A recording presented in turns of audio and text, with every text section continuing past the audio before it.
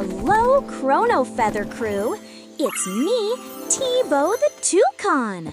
Today, we're fluttering into the sky on one of the most magical adventures ever. Jack and the Beanstalk. Get ready for shiny beans, a giant beanstalk, and even a grumpy giant. Let's flap right into the story together.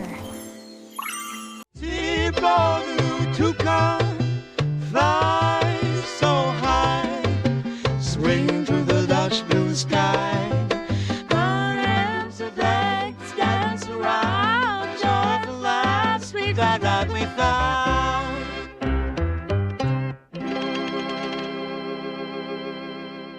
Oh, Jack! Jack lived with his dear mother in a tiny, cozy cottage, but times were tough. Their little house with its straw roof and cheerful vegetable patch felt smaller each day as their pockets grew emptier. All they had left was their sweet cow, Milky White, who munched happily in the grassy meadow nearby. "Oh, Jack," sighed his mother, her voice soft but serious. "We must sell Milky White at the market tomorrow, or we'll have nothing to eat." Jack's heart felt a little squeeze, looking at his gentle cow. What would they do without her? Jack, with a heavy heart, led Milky White along the winding path towards the market. The sun warmed his face, and colorful wildflowers nodded in the breeze. Suddenly, a friendly old man, the bean seller, appeared from behind a wooden fence, his eyes twinkling like stars. "Hello there, young lad," he chirped, holding out 5 shiny magical beans. "These aren't just any beans, they're special." Jack's eyes grew wide with wonder. Could these beans truly be magic? He looked at Milky White, then at the sparkling beans. Jack rushed home, eager to tell his mother about the wonderful trade. But when he showed her the beans, her face turned from hopeful to furious. "Beans, Jack? You traded our precious Milky White for 5 silly beans?" she cried, her voice echoing in the small cottage. With a frustrated huff, she snatched the glowing beans and flung them out the window into the dark garden. That night, as Jack slept, something truly amazing happened. The beans grew and grew, twisting and spiraling into an enormous magical beanstalk that reached all the way to the fluffy clouds. The next morning, Jack woke up and gasped. Outside his window, the enormous beanstalk now touched the sky. His curiosity sparkled brighter than any worry. Up, up, up he climbed, through giant leaves and misty clouds, until he reached a land above the sky. There, a huge, whimsical stone castle sat on a fluffy cloud. Jack bravely sneaked inside, where he met the giant's wife, who was kind but very big. "Shh," she whispered. "My husband, the giant, is very grumpy." Just then, a rumbling voice boomed. "Fee, fi, fo, fum, I smell the blood of an Englishman." Jack quickly hid, peeking out to see the enormous giant counting piles of sparkling gold coins. After the giant snored himself to sleep, Jack carefully grabbed a bag of gold and tiptoed back down the beanstalk, his heart thumping like a drum.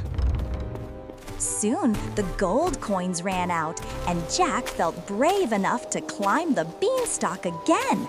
He tiptoed back into the giant's castle, where the giant's wife, though still worried, let him hide.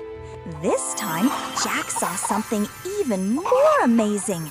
A magical hen with feathers that shimmered like rainbows, laying shiny golden eggs. "Cluck, cluck, gold," she seemed to say. Jack waited until the giant was fast asleep, then carefully scooped up the magical hen. He hugged her close and hurried back down the beanstalk, feeling very pleased with his new excellent friend. But he knew he shouldn't push his luck too much. Jack's adventurous spirit wasn't satisfied. He climbed the beanstalk a third time, sneaking past the worried giant's wife. This time, he found a truly enchanting treasure, a magical harp made of shimmering gold that could play the most beautiful songs all by itself. As Jack reached for it, the harp cried out, "Master, help!" The giant woke with a roar that shook the entire castle. "Fee, fi, foo, fum! I smell the blood of an Englishman," he bellowed, chasing Jack with huge, thundering steps down the beanstalk. Jack scrambled down as fast as he could, the giant hot on his heels. "Mother, the axe!" Jack cried as he reached the ground. His brave mother rushed out with a shiny axe. With a mighty whack, whack, whack, they chopped the enormous beanstalk. With a final enormous crash, the beanstalk and the grumpy giant tumbled away, no longer a threat. Jack and his brave mother stood safe and sound by their cozy cottage. They now had the sparkling gold, the wonderful magical hen who laid golden eggs, and the enchanting magical harp that played sweet tunes all by itself. Their little cottage was filled with joy and warmth, and they never went hungry again.